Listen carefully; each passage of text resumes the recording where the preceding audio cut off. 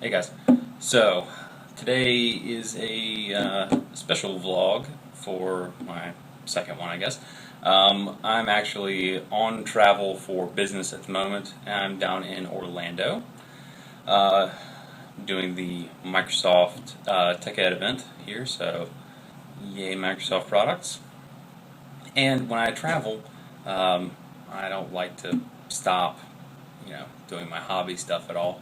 So I put together what I refer to as the Hobby Go Bag. And I'm going to show you what I packed so that perhaps when you guys travel, you can put together a similar piece of baggage to take with you wherever you go. So I've just sort of packed it into one of my old Army transport bags here. It's one of the sable bags. And I know it's a little on the large side, and you can scale back where you need to. But essentially, the big part of it is right here. And let's see if we can tilt the camera down just a little bit so you can see what I'm doing. But I've just sort of packed in some sprues of things I want to work on. Now, I guess there's something I should mention here first. Technically, there's two flavors of go bag that I usually pack. This is the actual building go bag, and there's a painting go bag. And if I travel somewhere else in the near future, which seems likely considering work keeps sending me places, I'll put together a paint bag, and you can see what it is that I do for that. So this is just actually a bunch of Mantic stuff that I have still left to do that I'm going to incorporate into my Vampire Counts army. And I've got a box of Storm Vermin that I'll be working on as well. And as far as tools go, I always keep my utility knife with me. I actually use this for pretty much everything. It's a snap blade knife, and if it's going to be a short trip, I'll just load it up with a new blade. But if it's going to be a longer trip, I'll bring a package of new ones just in case. For the most part, you'll only ever need one. I just get paranoid and bring more than one. So, this is not a must-have. I just like bringing it because I use it kind of frequently, the razor saw. If you've got a big enough bag, I recommend it. If you don't have one, don't need it, you don't have to bring one. Either sandpaper or a file, and you can get smaller files too. I just use this one because it's easier to do larger surface areas with. Obviously, glue and accelerator, and I keep them in plastic bags just because no matter how well you seal them, I have had leaks and it is no fun. And also keep them in separate bags because glue plus accelerator is a nasty nightmare. So you get a whole bunch of it together, it gets hot, it starts melting stuff, it's just awful. And then I keep a random bag of plastic pieces. So it's a few random sheets of different textured plastic card and some rod here, and then a couple of tubs. I just put these in medicine bottles. I've got some rocks and gravel in that one. I've got a mix of turf and rocks and sand and stuff in this one, and some big like bark chunks here in this one, and just plain sand. So really you don't have to worry about bringing anything when you're doing the build kit that's going to be a finished product at the end. You want to put stuff down that you're going to be painting over for the most part, because you're going to have to prime these models at some point. And same thing, I also bring some cork. I like bringing two different kinds. I get the really fine grit cork. That's pretty good stuff. And then I've got the big chunky cork here that you guys may have seen in some of my other videos that I use on bases occasionally. And then this is ever so important for me because it seems like every hotel room I've ever been in, they never have ample lighting. And so I found this guy here, and this has just been rocking to have because it gets nice and compact here. It's about the size of like a 1 liter soda bottle, so it fits in just about any backpack or bag or whatever. And I got a daylight tuned lamp now, so it's great for model size stuff. I love having this thing with me. So, there are lots of different brands of these guys, but let's see what this one is. I can't even remember. It doesn't even say. But yeah, you can find these guys for not too much money, somewhere between $10 and $30 depending on the brand and the size. But I like the flip down ones because they're nice and compact, and these bulbs last for like forever. So that's what's in the bag right now. So I'm going to switch over and start working on some of this stuff, and you guys can stick around and build some stuff with me. So one of the things I wanted to do was to take a look at some of the comments from vlog number 1 and see what kind of questions we got. Let's see. And I'm going to go ahead and tell you right now that I'm not going to be able to pronounce all of these correctly. It's just not going to happen. Let's see here. Yobolero asks, what's your airbrush setup?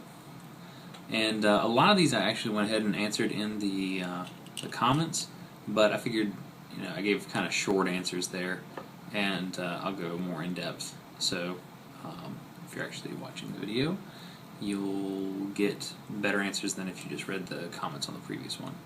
And I'll probably stop answering them in the comments. I just sort of forgot that I was going to have a whole other video to talk about the answers to these questions.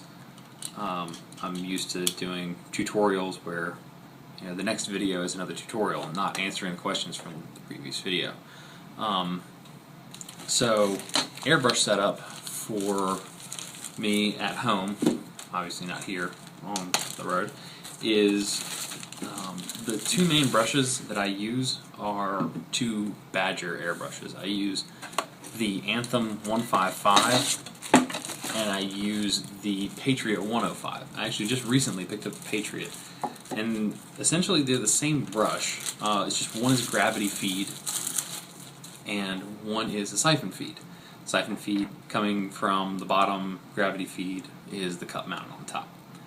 So, but they have interchangeable parts, so if I keep a stock of replacement parts for them, whichever one breaks, they use the same parts. So that's half the replacement parts I need.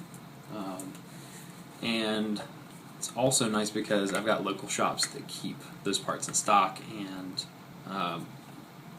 sell all that stuff. So if I need it, on a moment's notice, I can go out and get it. Granted, the store is open, but this thing's jammed up again. All better now. So got the glue a-flowing again. So next question was from Lampu. I have no idea if that's right. I've heard it will be Chaos versus DA. It would be great since I collect Chaos. Looking forward to the new Codex too. This is in reference to one of my comments about the new starter set for 40k Next. So yeah, that's what I've been hearing. I've been hearing Chaos versus Dark Angels. I've been hearing specifically that it was going to be Deathwing, so lots of Dark Angels Terminators, which would be cool. I like Terminators of any variety. Bigger models equals easier to airbrush, which is kind of a thing right now. I'm trying to perfect my airbrush techniques and get better at doing infantry size, and it's always easier to start out bigger and work your way down than it is to do it the other way. You got a bigger target to hit, so you can be a little less accurate. And then I'm guessing that it's either Dave or Matt posting under the actual MiniWarGaming thing. It says, so that's what you look like. Yes, this is what I look like. I'm sure it's terribly unimpressive. But, yeah, I've been working with them for a little while on doing terrain tutorials and some painting tutorials earlier on for the vault, but I live in Southeast U.S. and they live in Canada, so don't exactly have any FaceTime, and haven't actually met in person. Sort of met through a posting they did looking for new painters, and I responded with some videos, and just went from there. So no face-to-face time for us. So this is kind of the beginning of the vlogs. Were kind of a cool thing, because I've been watching them for, I guess, years now, and it's really kind of I know that MiniWarGaming isn't something where people who aren't in the wargaming community are going to know who they are, but for me, being in wargaming for so long, it's almost like a little starstruck getting to work with these guys who have been big wargaming personalities for a long time. So let's see here, what else we got. Excel Demore. I guess that's the best I'm going to get out of that name. Excel Demore. Are you going to do a Horde airbrush painting tutorial?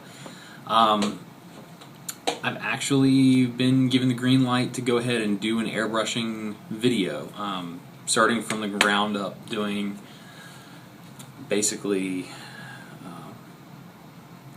anatomy of an airbrush, what do you look for when you're going to go buy an airbrush, how to clean and maintain your airbrush, replacement parts, alternate parts, maybe some techniques.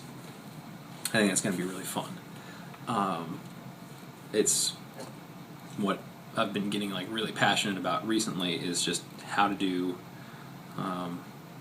airbrushing for miniature size. Because you're looking at a tiny little Skaven rat man here and trying to think, how am I going to essentially use a small spray can to, it's much more precise than a rattle can. That's to say a can of spray paint. But essentially you're having to deal with all sorts of overspray issues where you're aiming for one part and it goes to the thing next to it, and learning how to use masking properly and all kinds of other fun stuff. So I will be going over all of that thoroughly in my next video. Well, the video that comes out after the one that I'm working on right now. The one that I'm working on right now is a big factory. It's a manufactorum, essentially. It's a gothic science fiction. We will avoid the trademark names here. It's just a big sci-fi gothic factory.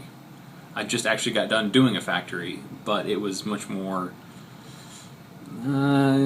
steampunky, maybe more friendly to other non-Games Workshop game systems. I guess I'll not beat around the bush. I don't think they're going to come yell at me for this, but it was more designed for War Machine.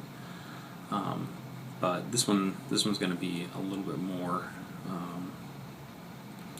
GW inspired or themed.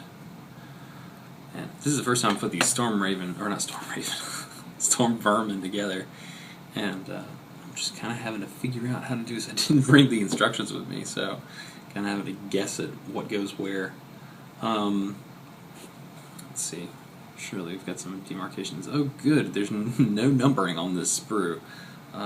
Just note to self: the Storm Vermin for Skaven do not have any numbering or labeling on these parts at all, except for the chests and the backs, which are A's, B's, and C's, which match up. So I guess I'm just going to have to go with the what's around it sort of approach to this. Well, anyway, while I figure this out, let's move on. Oh, this is Redbeard, by the way. So I appreciate your obvious like for my beard, I guess. I like my beard too, for now. It's going to get really hot in the summer. I live in North Carolina, so it gets a little warm.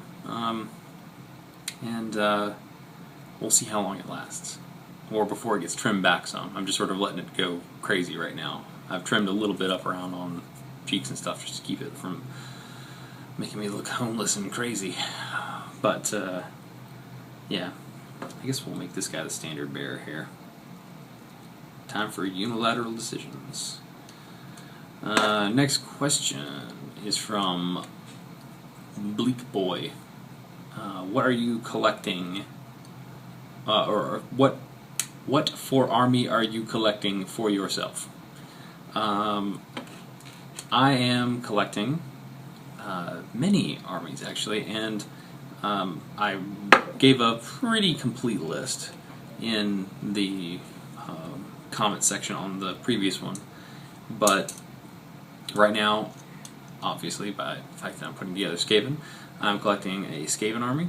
I also have a Vampire Counts army, both of which are fairly new developments. The Skaven have been around since the launch of this edition of Fantasy, because I picked up a couple of the Isle of Blood sets with a friend of mine, and we split them down the middle.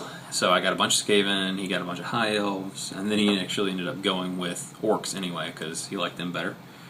And then, so I've just been slowly adding to the Skaven, and then recently when I saw all the lovely Mantic Undead minis, I was like, oh, you know what, I've been really craving some Vampire Counts action, so I just dove right on into that, and sort of accidentally my way into nearly 3,000 points of Vampire Counts in like a month or so, which are not even remotely close to being painted yet, because I just apparently can't keep focused on them for very long.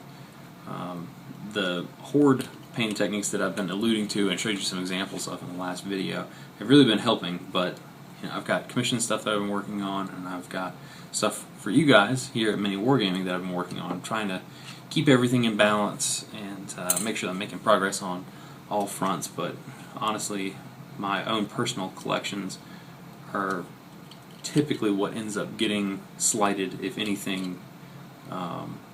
If anything's got to get left behind, it's usually my stuff, because I'd rather keep on producing videos for you guys and for my YouTube channel and for you know, my commission customers. So as far as 40K goes, I've also got a bunch of Dark Eldar, and basically have a giant Raider Rush kind of army build there. I think I've got 5 Raiders and a whole bunch of Cavalite Warriors, a few Witches. I think I have like 1 or 2 squads of Witches. I've got some other stuff too, but it doesn't really ever get used. I got it because it was in the Battle Force. I got a couple of those to start out with, but I don't really see myself using the jet bikes too much. They seem neat, and maybe once I start reading up on them and trying to figure out tactics to use with them, they'll look a little more appealing. But right now, I like the fast-moving, high volume of rapid-fire shots coming out of the Cavalite Warriors mounted in Raiders. Let's see, what other games? Let's see, Dystopian Wars. I play Prussian Empire, and I've just sort of started them, so I'm not really all that familiar with it yet. I've read through the rulebook a couple times. I think I've got a good handle on some of the core game mechanics, but once again, I don't have a whole lot of experience. In fact, I've not played a single game with them yet. I just at Adepticon picked up a whole bunch of Prussian Empire because I found a guy who was selling off his Dystopian Wars stock that was not selling in his local store for very cheap, so I picked them up. What else? Let's see. Current games, I do have some for Heavy Gear Blitz, and once again, it's another game that I picked up, and there's nobody really around that plays it, so I got the rule books. I got a tiny little army. I got the starter box, and that's about it for that right now. I hope that sometime that'll get picked up a little bit better. For Infinity, I've got actually 3 Infinity armies. It's just so easy to get into Infinity. I mean, really, literally, you can get started playing with 10 miniatures, and it's not even like the War Machine spiel that you get from just about everybody who plays that. Oh, all you need is a battle box. Well, as soon as you get that battle box, you're like, oh, well, maybe I need some units, or maybe I need some extra war beasts or warjacks. But with this, literally, 10 minis is the aim, because anything over that, and then you have to break it off into a separate group, and you get some penalties for that. You kind of have to do some load balancing with your resources when you break up into 2 different groups, so it ends up being a little more complicated to do that. But you do have to do that when you get up into the bigger games, but most people don't get into games big enough to use 2 separate groups, at least not where I play. So as far as armies go, I've got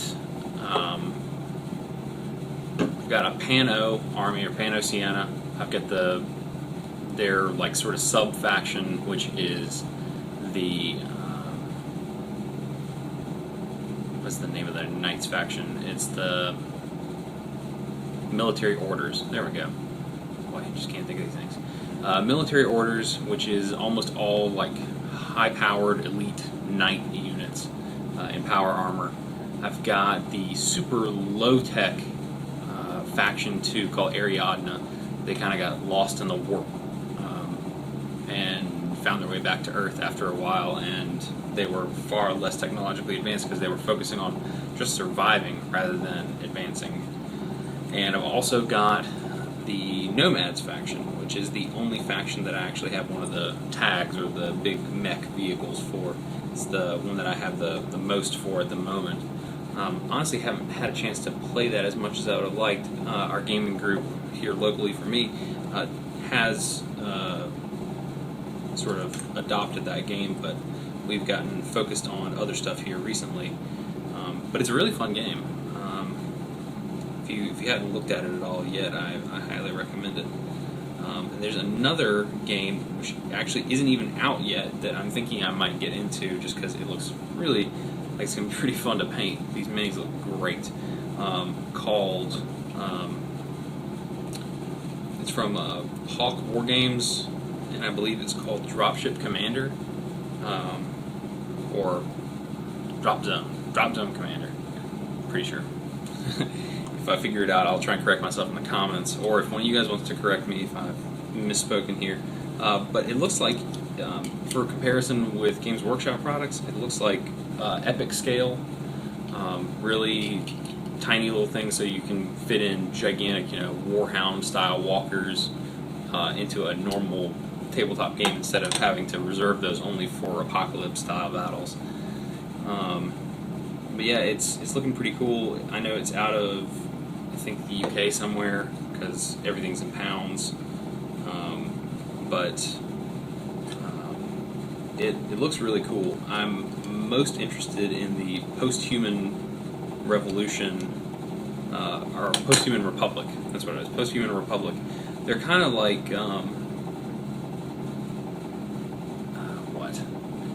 they kind of seem Space Marine-y to me, but not in the traditional, we are the best, we are the mightiest, hammers of the Emperor kind of thing. They kind of decided that they wanted to be something more than human, so that's the route they went. They actually split off from the human sphere and then moved out and ended up showing back up later on. And kind of like Ariadne, except the opposite happened, where we had Ariadne left a fairly regulated, fairly peaceful sort of world, got thrown into survival mode, didn't progress any, came back, and everybody else was way more advanced than they were. Well, in this game, from the limited exposure to the fluff that I've had, it looks like Post-Human Republic left because they knew something was coming to the human sphere. This invading body came in. The rest of humanity went into survival mode, didn't progress at all, while the Post-Human Republic was something of a bastion for technological development. So they sort of became these hybrid cyborg kind of people, really focused on technology and I guess just bettering yourself, but in a physical, technological sort of way, not necessarily in a spiritual, self-enlightenment, betterment sort of route. It was all, can I jump higher, run faster, well, anyway, you get where I'm going with that. So, very interesting correlations I had not really made until I just started talking about it. But it looks pretty cool. The post-human republics ships and things are very sleek. They kind of remind me of Tau, kind of aesthetic. Everything's super rounded, and you've got these multiple engines coming off of the sides of your vehicles that rotate around and give it more stability, I guess. But their walkers are really, really cool looking. They just launched their pre-order site, and one thing that they're doing that I think a lot more companies should jump on, because I think that it really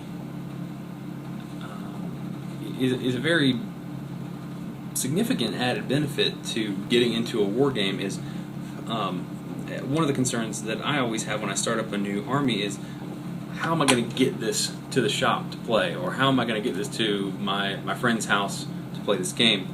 And if the answer is, well, I guess I should probably unpack one of my army transports and fill it up with this stuff, that's usually one of my least favorite solutions, mostly because the foam is probably plucked out for whatever's already in it, and I'm sort of having to just make do with it. And what they've started doing with their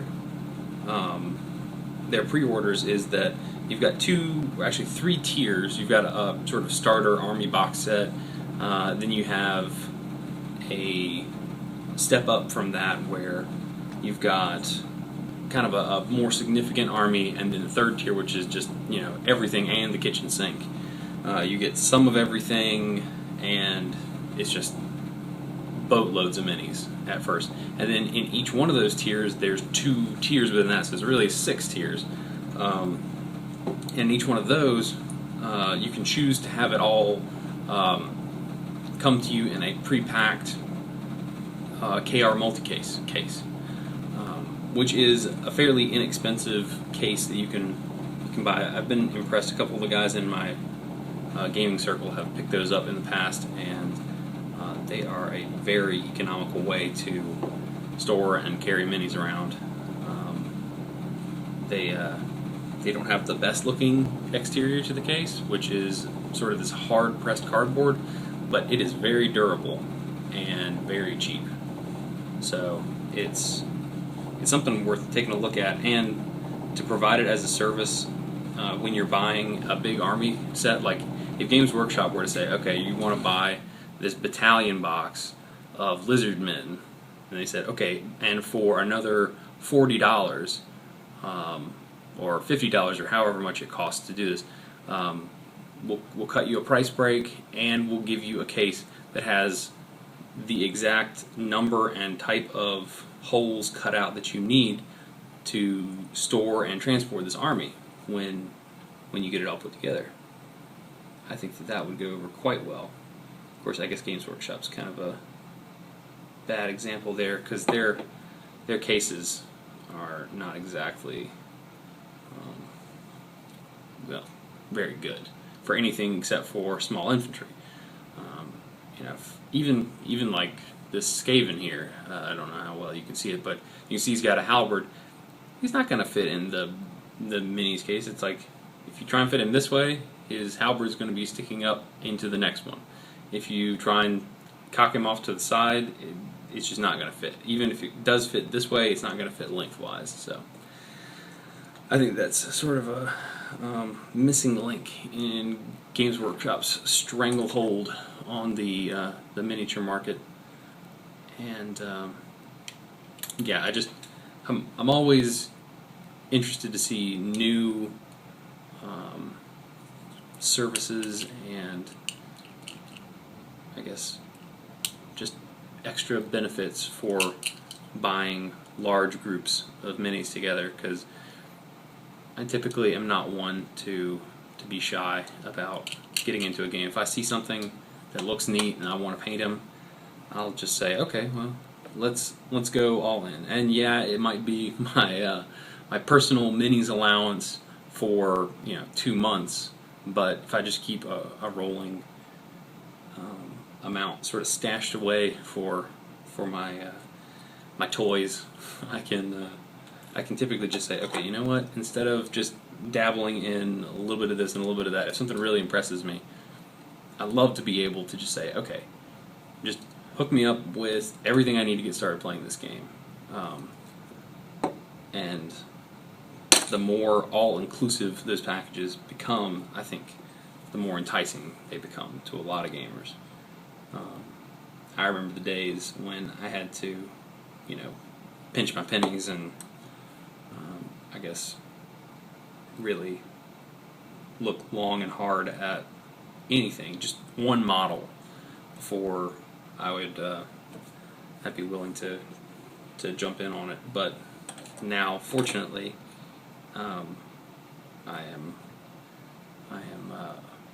lucky enough to be able to branch out and try a little bit of everything, and I do that partly for selfish reasons. I like minis. I mean, that's kind of what I do, but also so that I can share them with you guys, and so you can see what I'm working on and give you guys some guidance, or even expose you to some new products that you might not have ever seen. I kind of try and scavenge around and find all of the cool hidden gems of the MiniWarGaming world, and I love to be able to expose people to new and interesting games and cool models that they can use as alternates for the existing games that they play. There's so much out there, especially compared now to, I don't know, a few years ago, even just a few years ago, but certainly, 10, 15 years ago, there was hardly anything out there except for Warhammer and 40K. There was a lot of there were a lot of historical games that were being played, but I loved miniatures. But even when I was a kid and just fascinated with them, historical games just did not scratch that itch for me. They weren't interesting enough, and maybe they should have been more interesting. Given that a lot of them were based on real history, but I always wanted the crazy stuff, the sci-fi, the fantasy. Oh, there it is. And the back. Dropped a shield on the floor. Yeah. I find that because historical games tend not to be quite as profitable, they also tend to be lower production value, which is unfortunate, because there's plenty of really great historical games and historical events that would lend themselves really well to games, but there's just not as many people playing those as they do sci-fi and fantasy games, which I understand. If you're trying to find something that's fun, escape, researching real history and playing those types of games may not be your cup of tea, which is perfectly fine, because this is a game that's for fun and you should be having fun, or you're doing it wrong. So let's see what other kinds of questions we had in the last video here. I went on for forever there with that last question. I guess I was still answering what armies do you play? And there's plenty more that I play that I just can't even remember right now. They're packed away. I've got some Malifaux stuff. Just a little bit, though. Let us see what other questions we have. So the next question was from Zalbarg. Yeah, Zalbarg. Asking if I have a website for my commission work. Yes, sort of. I have another blog right now, and honestly, I don't update it as much as I should, and it's kind of under construction at the moment. But it's brushforhire.com. 4 as in like the number 4. I got a few different places that I typically end up putting content. One is here on MiniWarGaming, and that's probably where you're going to find the vast majority of my content is here for you guys. But I've also got stuff on brushforhire.com, which is sort of sporadic, and I've also got my YouTube channel, which is typically more studio updates and general product videos, like, hey, I found this thing, it's really cool, here's how to use it. Yeah, I do, but like I said, I'll preface it with the fact that it is under construction at the moment, and it isn't, it's not a full-fledged digital portfolio at the moment. So let's see, who else we got. Tavarich, I guess, Tavarij, Tavarij. Question: how do you maintain your beautiful beard? I don't know if I could take that question very seriously. If you want a serious answer, I don't do anything. I shampoo it, and I trim it when I need to. I don't always have a beard. In fact, it is very rare for me to have a beard in the summer because it gets so hot in North Carolina, and not as bad as it is here in Orlando at the moment, but it usually gets pretty warm in the southeast and humid. But I'm trying to keep my beard until Dragon Con this year, because there's a good possibility that I may be doing a costume that will require me to have a beard. I've always aspired to do a Gordon Freeman costume, which would require at least a goatee, which I could certainly trim down to. But I don't know. Typically, fall, winter, spring are beard seasons, and then summer is closer to clean shaven, just to keep me from having a heat stroke and dying. Let's see, what else? Iron Face Smasher says, nice vid. I like these types of vids for when I'm painting, modeling, etc. What paint brands do you use for airbrush and for normal, and what do you think of the new GW paints? I'll try to address each one of these segments here.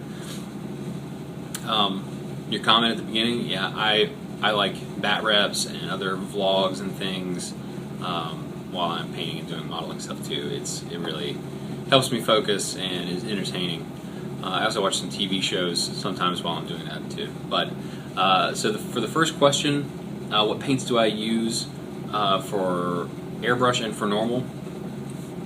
For my airbrush, I use ComArt and I use Createx. I like the Createx Wicked line, actually.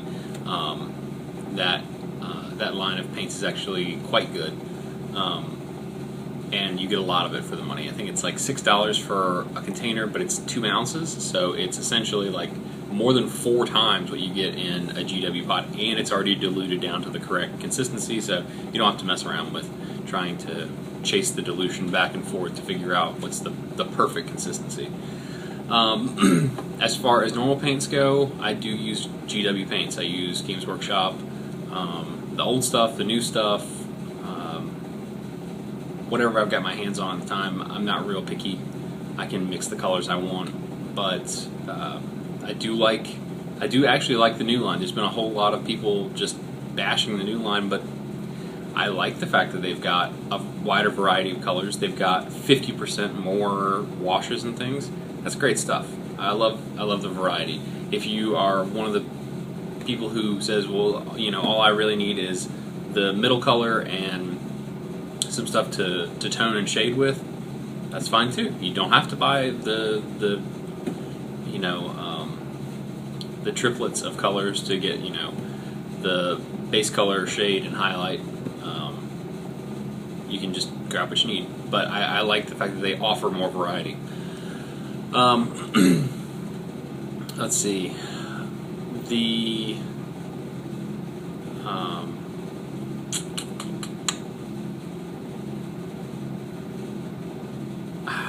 the only weird thing in the Games Workshop line that I'll have to say is definitely the new dry compounds. I could not get the hang of those at first, but when I finally figured out that you literally have to just like wipe all of the paint off the brush, it was sort of an epiphany for me. I finally figured out how to use the things, and so it really worked a lot easier. And the best ones out of the dry compounds are definitely the metallics. Those metallics are rocking. There's just two of them. There's the Necron compound and whatever the gold is. I think it's some sort of like shining gold something or other. But that stuff is a lifesaver. It just makes dry brushing metallics so much easier. But yeah. Those are my thoughts on the new GW line. I also use Reaper paints, the Reaper model or Master series. I like those too because they come in dropper bottles, and I prefer droppers over pots, which was definitely a thing that I think they could have done with the GW line that would have improved them. But there's plenty of people who paint straight from the pots, and that would have made it completely impossible for them to do that if they had gone to dropper bottles exclusively. Let's see, what's the next actual question I've got here? I've got a comment from Lord Cabal about all the armies he plays, and gives me a little bit of encouragement and hopes that I make some more videos. So thank you, Lord Cabal. Good to see another very diverse gamer. Let's see. Jared Knight, Jaded Knight, sorry, is asking about a beginner video for airbrushing, and if I hadn't mentioned it already, I've gotten several comments like that, and Dave actually gave me the green light to go ahead and produce a full DVD on just airbrushing. I have an odd question. I'm not quite sure how to answer this one from Demon Master. Asking, so how do you start orders? I'm having a hard time interpreting this question. I think you're either asking, how do you start doing commission work for other people, or you're asking how to start an order with me. How do I start them? Like, as in, what do I do to get started on an order for someone? If you're asking about you getting started, and I swear this is not anything about me not wanting more competition, because there's plenty of competition out there, and I don't actually do that many commission jobs. I've got sort of a small base of people that kind of keep that part of my business propped up. But I'd say take a long, hard look at how much you actually like painting. And if you think that painting for other people is going to be satisfying or even a remote possibility for you, because some people love to paint and then they start doing commissions and then they hate it and they never want to paint again. So be careful, really think about it, whether you want to actually do commissions or not. And then if the answer is yes, then just go for it. Put some stuff up on YouTube, say I'm a commission painter, I'm taking commissions. If you're interested, PM me. You can also talk to people locally, at your game shop and stuff. Maybe leave some flyers if your game store will let you do that. If you're asking specifically for me, I like to have a conversation with the client, figure out what they want, what their budget's looking like, what kind of level they want things painted to. Do they want something, just economy, low end, I need some paint on this before it goes to competition, or even to add more detail on themselves, like they want some basic colors and they're going to do some shading and some freehand. I've done some of that before. Everything up to display quality, top of the line, just trying to figure out what they want and try and come up with a costing model for them. So there's that. That's pretty much it. Just talk to your clients and find out what they want. It's the best thing to do in just about any business. Figure out what your clients want and give it to them. Find a way to get it to them. So Let's see. Do I have any more questions? I think that's actually all the questions. I've got some other comments and things, and some lovely encouragement, which I appreciate. I think everybody who watched the first video and who is watching this now. But yeah, feel free to leave comments and things for me, and I will actually probably stop answering them in the comments and just answer them in the next video, because I kind of double dipped in this one. I answered in the comments and then I'm answering in the second video. So I'm just used to doing tutorials where I don't have an opportunity in the video to reply to people's questions or comments. So it just sort of force of habit. I replied to everyone's comment in the previous ones, which I'll probably not do on most things. If it's a question that I think, you know, like I want to post a link that'll help a lot of people, that'll probably be good. But anyway, I think I'm going to go. I've got a whole bunch of Mantic orcs that I'm going to work on here, and I'll leave some of this for later and show you guys what I've been working on. I'm going to try and do a couple of videos while I'm down here in Orlando, and I will see you guys soon. Thanks for watching. Please feel free to leave comments, and I will talk to you in the next video. Thank you, and happy wargaming.